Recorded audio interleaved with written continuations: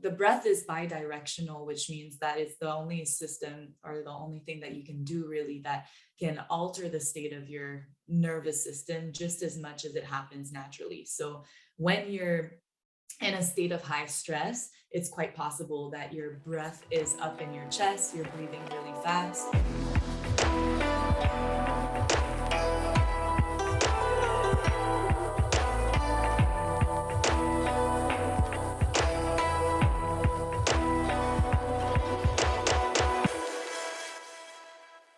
Welcome to the Frontline Warriors Club, where we live it, not in it. Join us on this mission as we raise consciousness. You can find us on wearefrontlinewarriors.com. Now, let's take a moment to inhale, exhale, and let the show begin. In today's episode, we would like to introduce you to Danika Doucet. Danika is a yoga teacher, somatic coach, and teacher trainer.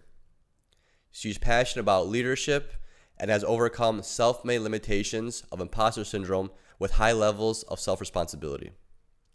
Over the years, Danika has developed strategies to connect and relate to her clients' energy and system, as well as to communicate effectively in her spaces so that clients feel heard.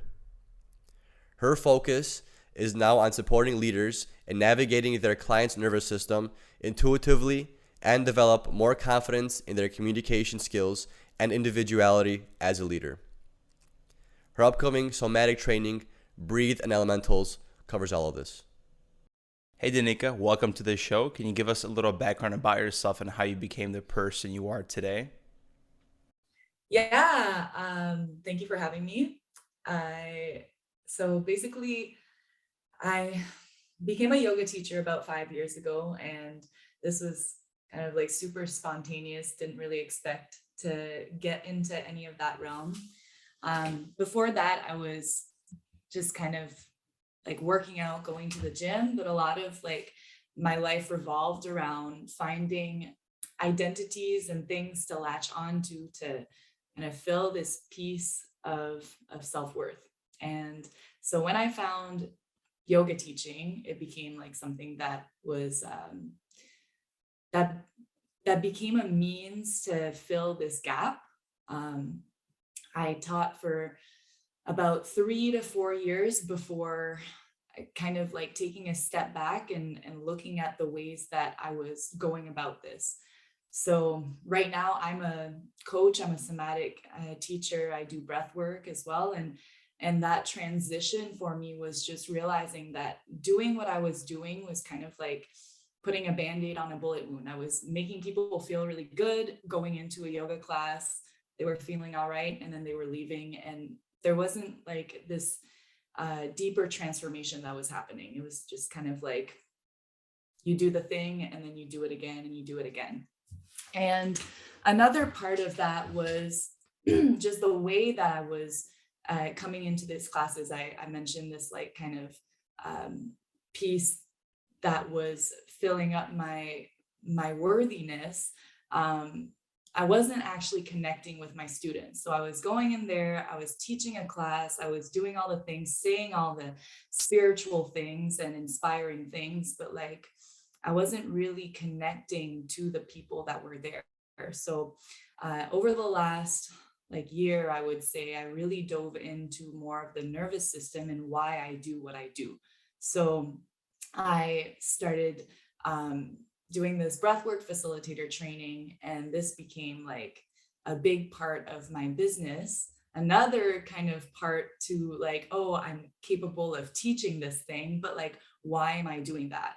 So where I am today is I've kind of like reshaped my whole training that I had where I was teaching breath work, but more so focused on the nervous system, because I think that that is like a really important piece that because breath work has become so popular nowadays, we kind of forget about caring for the nervous system within that.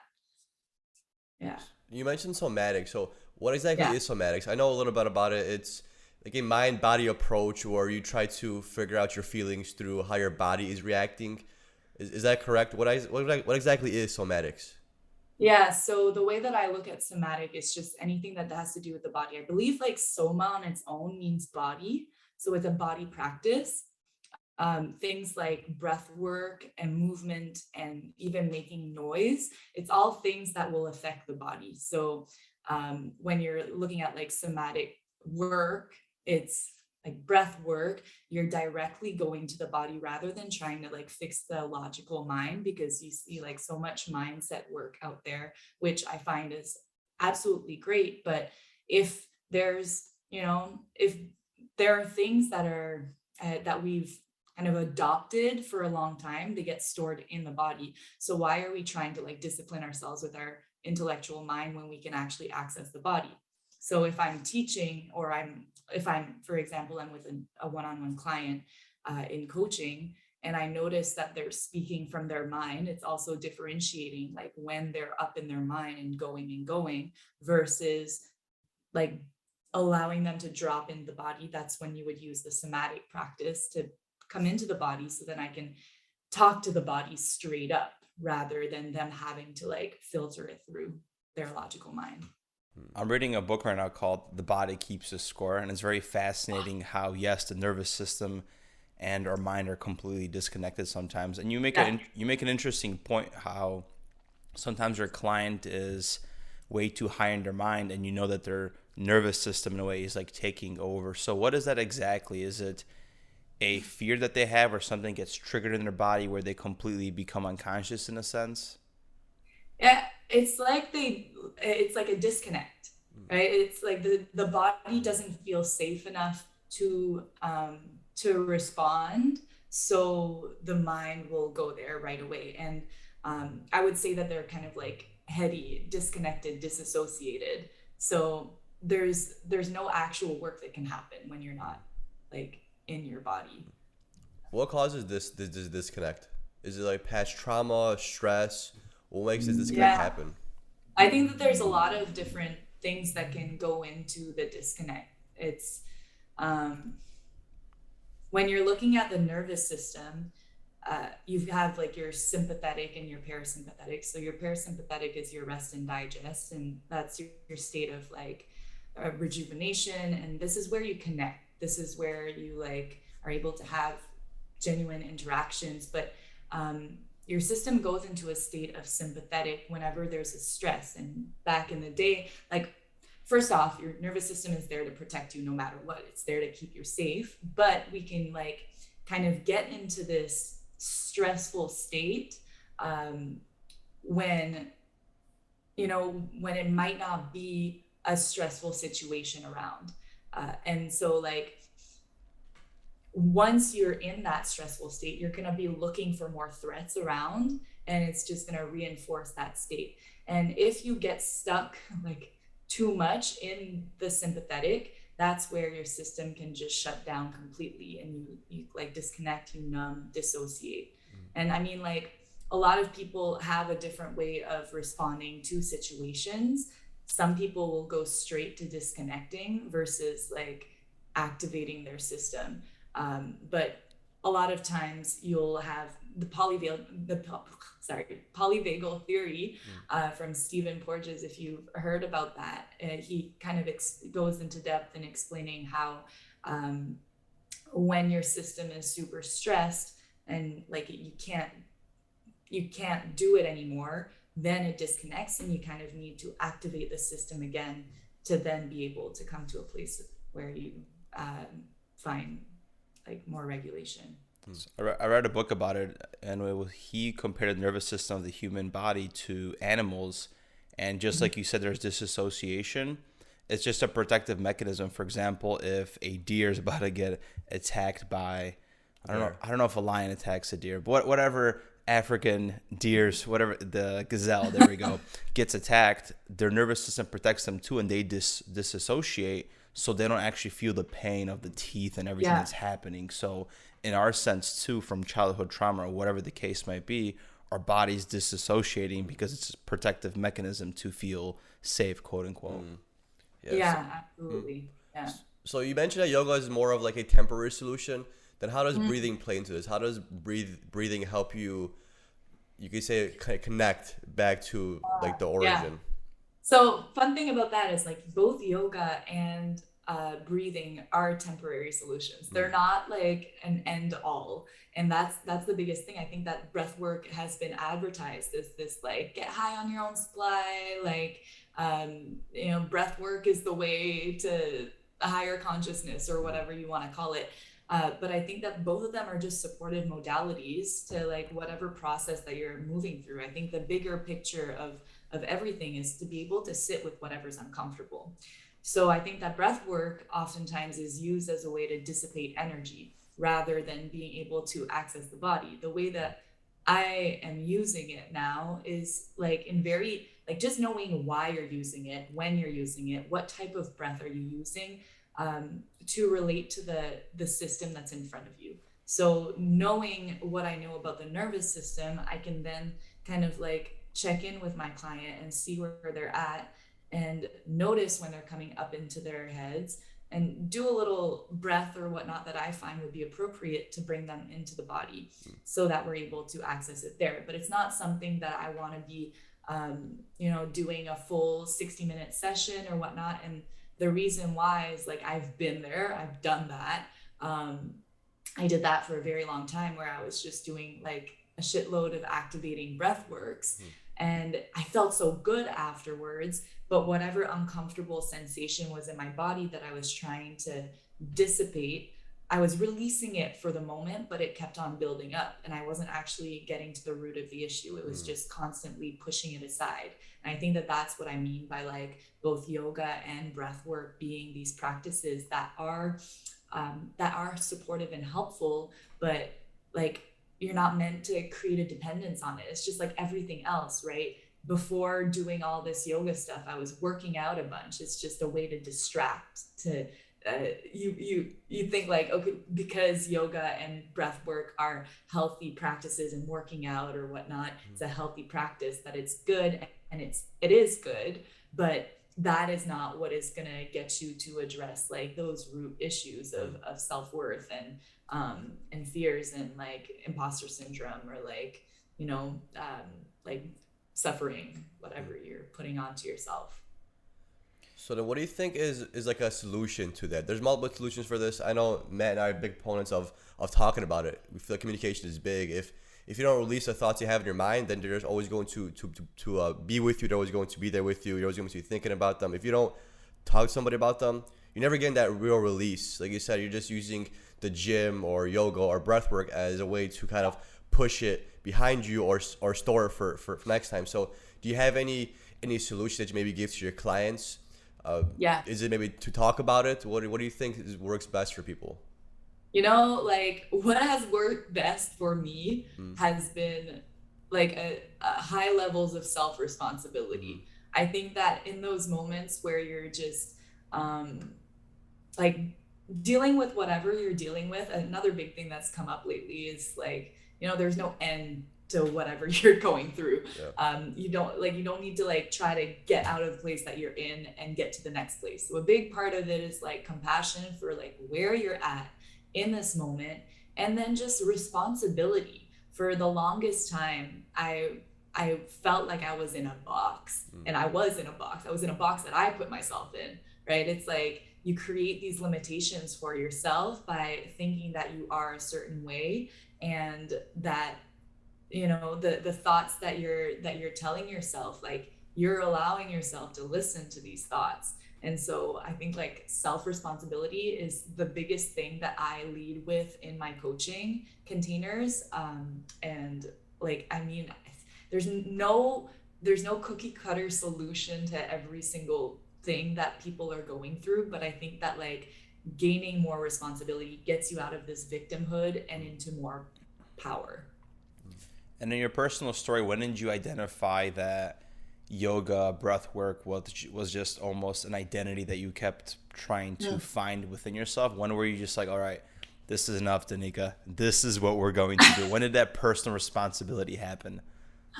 I think it was like an accumulation over time. It's also looking at the ways that I was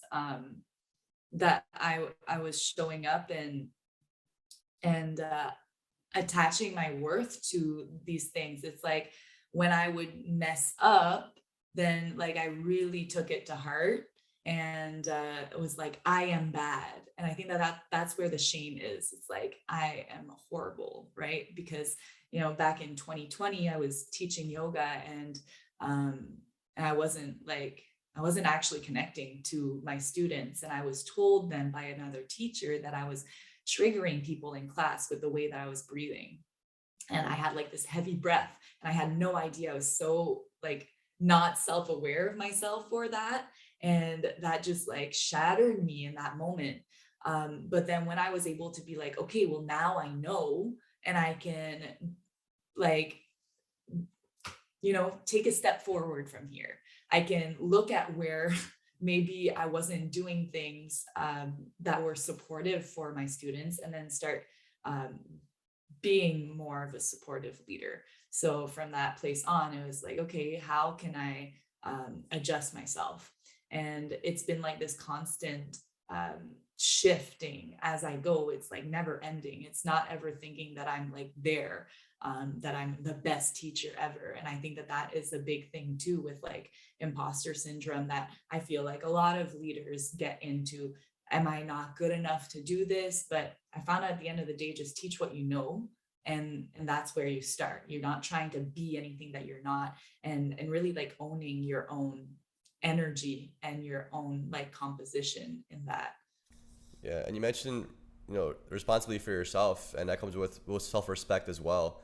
You have to respect the person that you are, and if you're not the person that you want to be, you could change. But first, you have to understand why you feel these things, why you think about these things, and kind of grow from there.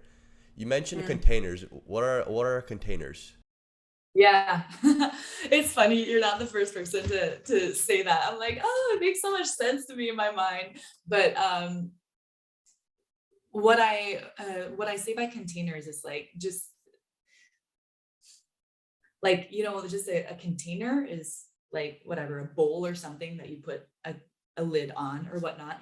If you're thinking about the container that's there like energetically between you and your student, whether this is in my yoga teaching or within my coaching container, it's what I create, the bounds that I create around this energetic space that we get to share together.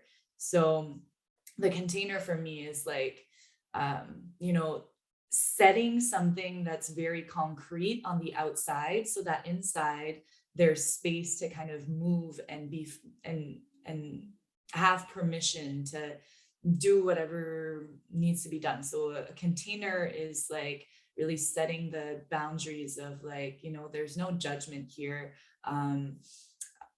There's permission to do whatever you need to do and to say no, establishing power dynamics from the start, and just allowing the human that's in front of me to be powerful in their own experience.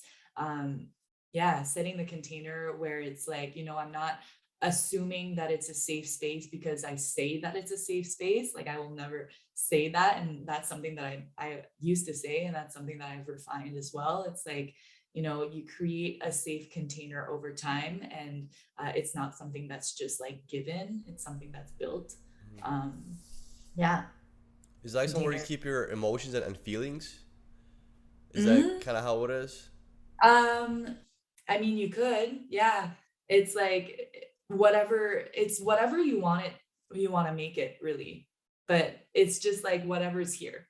Like right now in this container, we're just having a conversation, right? And it's like whatever energy through, it's like whatever's holding all of this.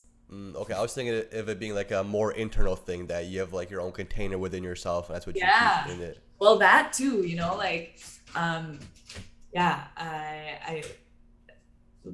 you get to, you can speak to that as well. It's like whatever's inside of your body, whatever sensations are there, emotions are there, like you get to contain them, and you get to contain yourself. Like you can use it in so many different ways. Going back to breath work, I know that I've heard it multiple times that the breath is the access point to the psyche, because you're actually able to tap into your body, which is the whole somatic approach. For anybody listening, what are some basic breathing techniques that they can use or incorporate in their daily life to start this approach to feel more embodied? Yeah. Well, first off, I like that you say that because, the breath is bi-directional, which means that it's the only system or the only thing that you can do really that can alter the state of your nervous system just as much as it happens naturally. So when you're in a state of high stress, it's quite possible that your breath is up in your chest, you're breathing really fast. And that also affects like everything else in your body, right?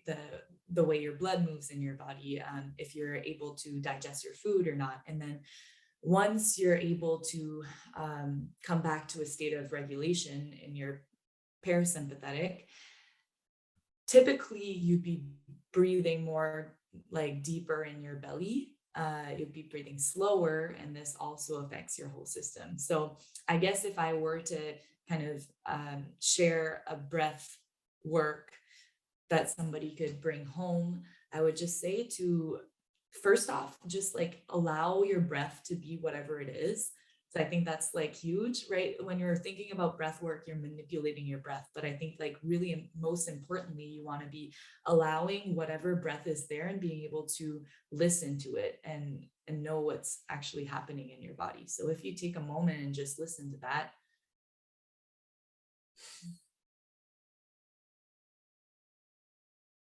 then you can start to create more space. And what I mean by more space is like, you're not actually just breathing in and breathing out, but what's happening in your body is that you're allowing space in your body for breath to come in. So when you allow for space down in your belly, then the breath is allowed to come down. So if you just like try this, create a little bit more space around your belly. It just happens naturally. It's not something that you need to push. So if you're trying just a breath at home, I would suggest, just seeing if you can create more space around your belly. And you could even try a 3-part breath where you're breathing and making space in your belly and then making space around your ribs. So opening up more of the sides of your body and then making space in your chest. And then as you breathe out, you could let your chest sink down first, then close your ribs up and let your belly sink. So it's kind of like belly, ribs, and chest, and then chest down, ribs together, and then belly. You could use this for like different counts, but if you're looking to regulate your nervous system or calm your system down, oftentimes breathing out from your nose will be more helpful, and also breathing longer on the exhale as well. I like that approach. Just by mentally imagining you expanding and creating space, my breath was able to drop deeper into my belly, almost like the balloon had more room to fill up. Yeah. Mm-hmm. So what are some common, I know you mentioned you were coaching leaders or you're into leadership. So what are some common struggles you have seen in your clients that you've been working with? I think mostly is just not having confidence in like their own wisdom or their own individuality, trying to be something that they're not. And I know this because I've been there for so long, and that just didn't work for me. It's like I'm never gonna be as good as someone. Not ever gonna be as good at being at someone than they're gonna be at being themselves. You know what I mean? Yeah. So it's really like owning your own energy and your own composition, whatever lights you up. I think that is super important in leadership, but also being able to connect with your clients and like speak to the body that's right there. Oftentimes I see kind of a disconnect, even in the way that people are speaking in sessions, like if it's a yoga session or if it's a breathwork session or whatever it is. Oftentimes just the little things that they communicate, it's like you're not speaking directly to the person, you're kind of speaking like out there. So I found like there's different ways of being able to communicate more effectively in those times. And when someone is speaking, like you mentioned, out there, How do you bring them back in? Do you have them breathe for a little bit, get in tune with their body? How do you reel them in so you're actually talking to that person for who they are, not just their, you could say, their thoughts and their mind? Yeah, it's really checking in what's right here, right now. Mm.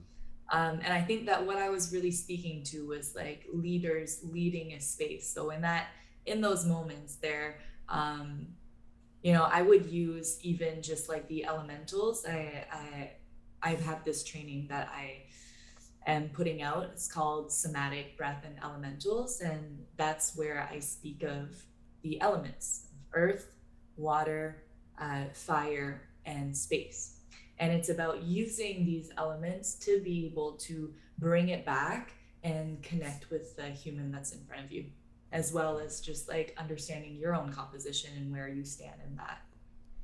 Why did you choose to use the word space instead of air, for example? I've noticed that. Yeah.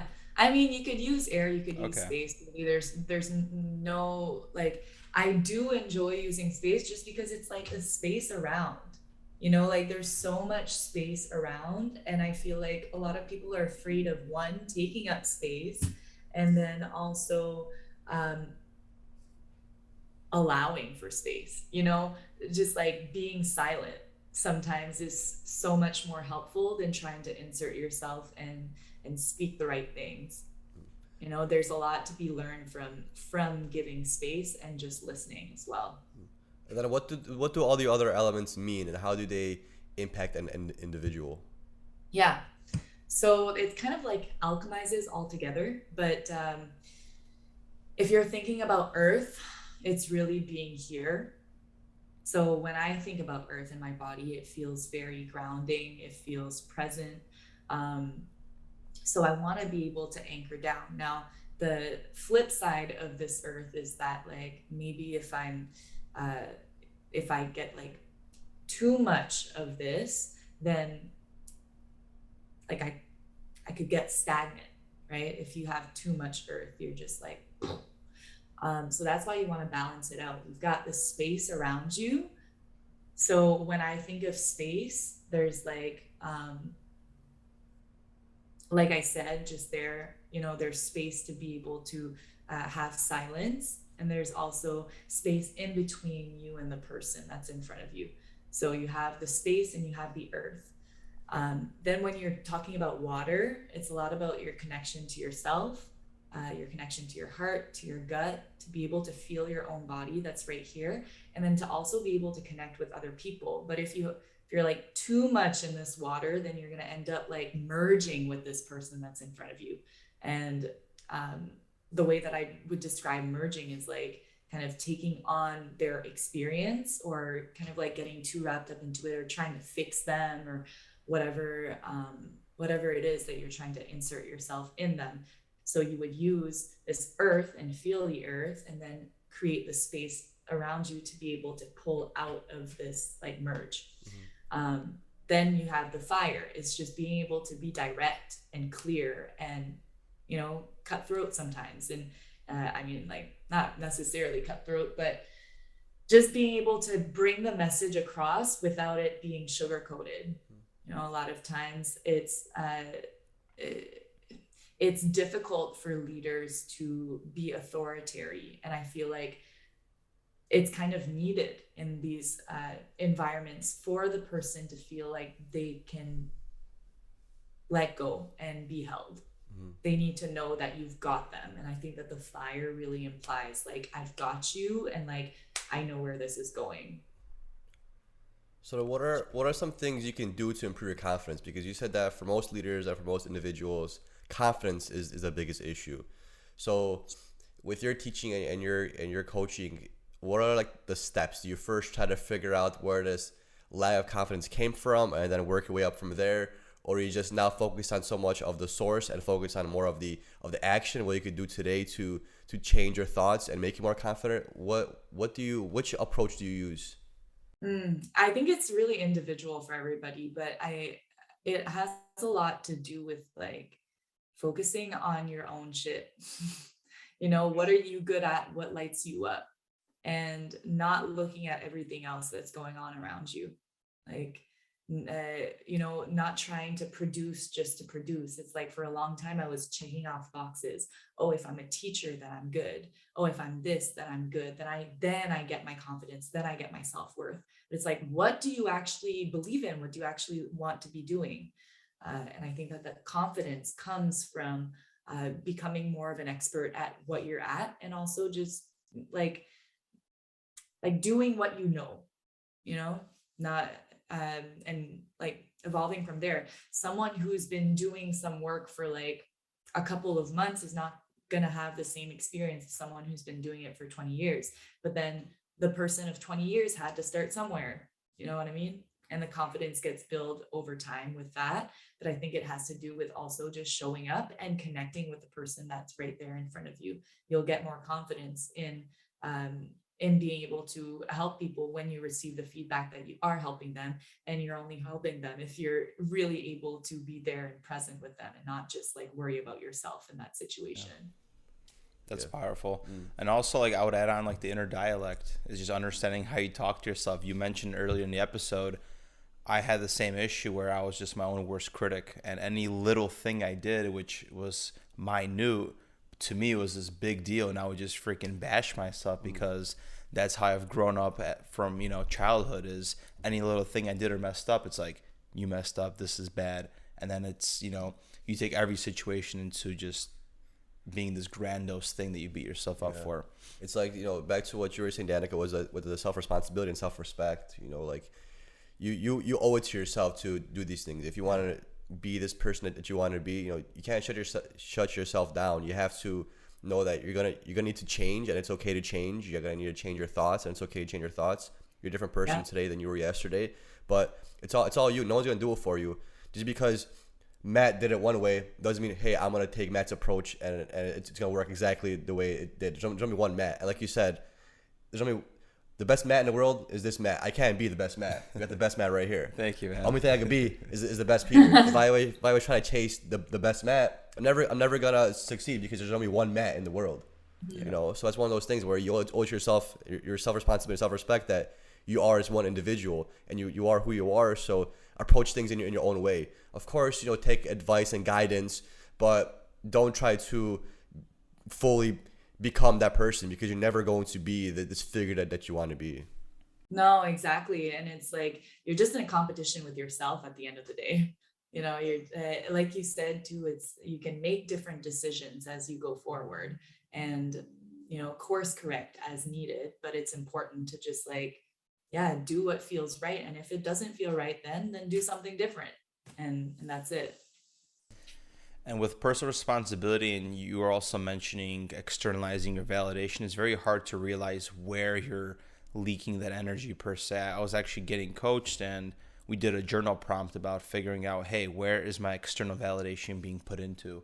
And just becoming very self-aware, taking time to see where you're needing validation from somebody to tell you're good enough, or that looks good, or you're almost looking at somebody to give you that feedback that it's okay to move forward, versus just owning it from yourself. And I feel like a lot of that comes from the water that you mentioned, and that the 4 elements. And I could even relate it to nursing, because with water, as nurses, we have to become selfless in a way that those 12 hours aren't for us. We got to hold our pee in. We can't, we're hungry. We can't do this. It's all about the patient the whole time. And I feel like that water just gets pushed into the patient, where you kind of lose yourself in the process. And that could be even with relationships, you know what I mean? If you don't have your earth and be very grounded, you're selfless, but in a way you just give into that individual, but then also you take their personality. And that's why so many times we have friends or whoever that gets lost and they lose their identity. I could relate that to the water element, where they just completely get engulfed by another person. They lost their grounding in themselves. Yeah. What's one lesson that you learned as a coach? That's a tough one, honestly. I'm having to think about it. Or what has coaching taught you about leadership? Yeah. I think it's like it keeps on teaching me. It's something that I feel like is continuously kind of here, but it's just a way to to connect with people, really. I feel like it's been a journey of learning to listen as well, learning to allow for people to move through whatever they need to move through and to go through their own journey. And as a coach, it's been, I guess,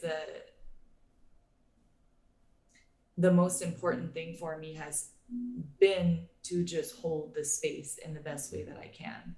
And within that, they're able to kind of like go through their own journey and whatever they need to move through.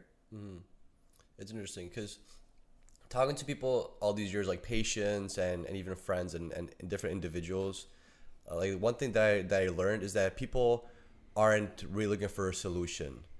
They just want to just be heard and acknowledged, because there's times where we know how to solve someone's problem, but when you tell them, they don't take your advice. It's almost like, I don't want to say you guide them towards a solution. It's almost like you have to have them figure it out themselves. Yeah. Because sorry. No, go ahead. I think that a big part in that is just knowing that there is no like end solution. There's no like, it's just you're learning to cope better with yourself and with people around you and with solutions that are coming your way. It's like better able to interact with these things that are coming through. Right. Yeah. And then when you had these conversations with people and they figure things out themselves, it also builds confidence in them, because sometimes we have these friends or people that always ask you for help or ask your opinion on this, but you're just like, why do you keep, like, you don't tell them this, but in your mind, you're like, why do you keep asking me? Like, this is like, you got this. You know you got this. You're going to figure it out. You don't have to always come for this approval. Like, I'm not your approval process. Like, you have it figured out. So now when I talk to people, I don't always give them like a solution, even though I know the answer, because sometimes it just doesn't really help them long term, really. That's why, like, I remember my school teachers, I would always get so frustrated when I would ask them a question and they always tell me like, oh, what do you think? And I used to always get so frustrated because I'm like, I don't know. So that's why I'm asking you. So just tell me. And that's like a life lesson. Like, people aren't here to give you solutions or tell you how to do things. They're just here to help you figure out what you want to do and what you, and the way like you really feel.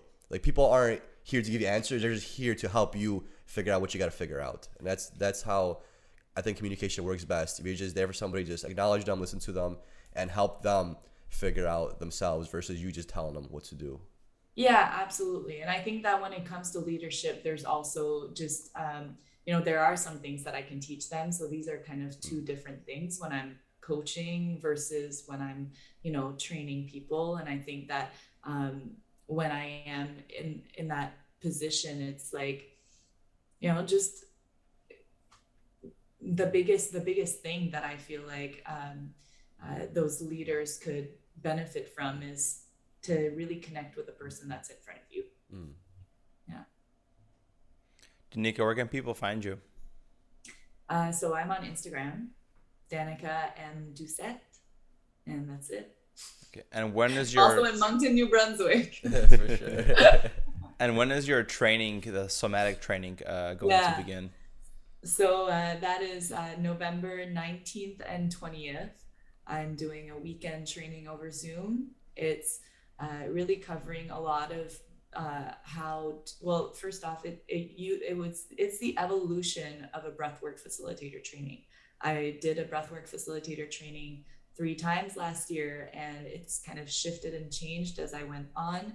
And this year, I am really focusing more on just like the different techniques and how to use them intuitively. So I'm not teaching how to go and do a 60-minute breathwork session. If you want to go and do that, like, you can go and do that as well.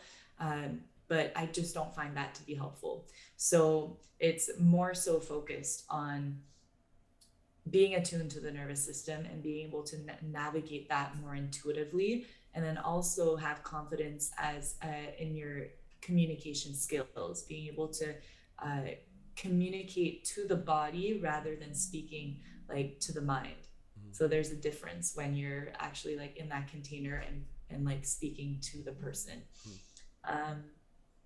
So a lot of it has to do with communication and nervous system awareness, and then some breath work. But I'm also bringing in that elementals piece where we're able to just figure out what it is that is your own constitution that feels good in your body. How do you show up as a leader within all of that, and interact with your people with that elemental constitution. And Danika, before we close the show, if you could give any last piece of advice to everybody out there, what would it be? Just interact with what you have right in front of you. Yeah, that's a good one, because sometimes we're blinded to what we have in front of us, and we think we need all these things. We want you could say a bigger house. We want these feelings, but we're never okay with the things that we have. It's never good enough. Right? Like you see that in couples a lot, where they break up and then they're like, damn, well, now I really miss that person, because you forgot what you had, and that person was right there in front of you for all these years, and now you're gone, and they're gone. Yeah. And thing is like you're just going as deep as you're going and willing to interact with. So if you're talking about relationships and like friendships or whatnot, it's like when you get to that point where you decide to leave, oftentimes there's a wall that you're not willing to interact with or push through, and you're just going to keep on finding like other relationships where you get to that same exact wall, and it just doesn't work. So interact with what you have right in front of you, because that's all you can really do. Is you're not trying to control the situation or get to another place. You get to have opportunities every single day just brought to you in front of your face to interact with. Yeah, exactly. It's almost like a big video game. Use the resources you have at hand versus always trying to. I'm sorry, what was that? I just said totally. Danika, thank you for taking your time here and being on the show. We appreciate it. Thank you for all the knowledge. And maybe we'll see you next time. Thanks for having me. Yeah, thank you so much. Thank you for listening. If you enjoyed the show and want to support the podcast, please subscribe, leave us a comment, or give us a like on all platforms at We Are Frontline Warriors.